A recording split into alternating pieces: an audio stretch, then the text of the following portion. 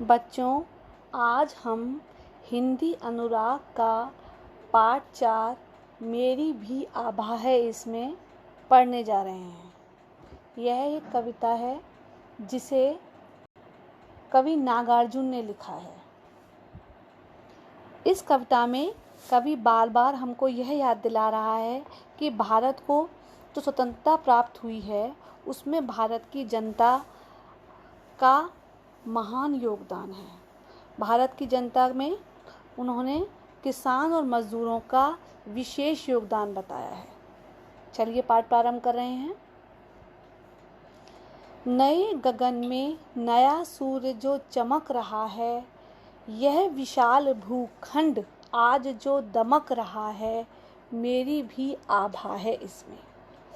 कवि का कहना है कि स्वतंत्रता के बाद किसान मजदूरों ने जो नया उत्साह दिखाया है वह सुनहरे सूर्योदय के समान है।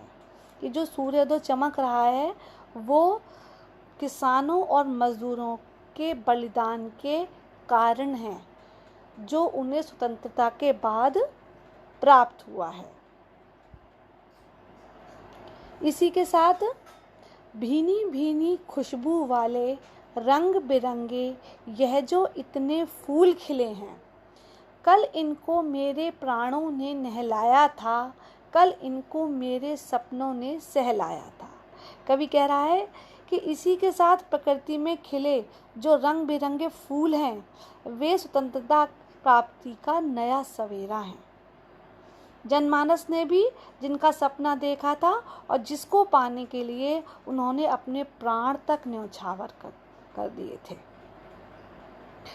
और आगे, पकी सुनहली फसलों से जो अब की यह खलिहान भर गया, मेरी रग रग के शोणित की बूंदें इसमें मुस्काती हैं।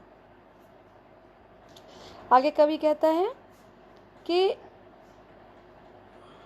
जिस प्रकार फसल पककर सुनहली हुई, अर्थात स्वतंत्रता संग्राम के बाद जो स्वतंत्रता प्राप्ति हुई उसमें जनमानस का बलिदान भी शामिल है।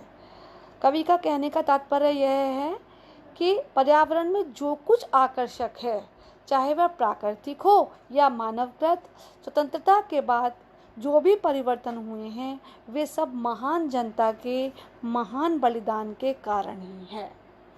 इस कविता के माध्यम से कवि हमको बार बार यही समझा रहा है कि स्वतंत्रता के बाद जो भी नया सवेरा हुआ है वह महान जनता का महान बलिदान है।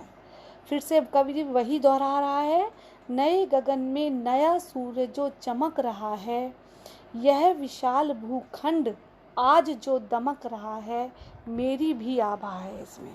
कवि बार बार यही कह रहा है कि जो नया गगन है अर्थात स्वतंत्रता प्राप्ति का बाद जो हमारा आकाश है उसमें जो नया सूर्य जो चमक रहा है और जो ये विशाल धरती जो दमक रही है उसमें मेरी भी चमक है, अर्थात उसमें मेरा भी योगदान है। कहने का तात्पर्य यह है कि स्वतंत्रता के बाद जो भी नया सवेरा उगा है उसमें प्रत्येक व्यक्ति का योगदान है, वह किसी अकेले के कारण नहीं हुआ है।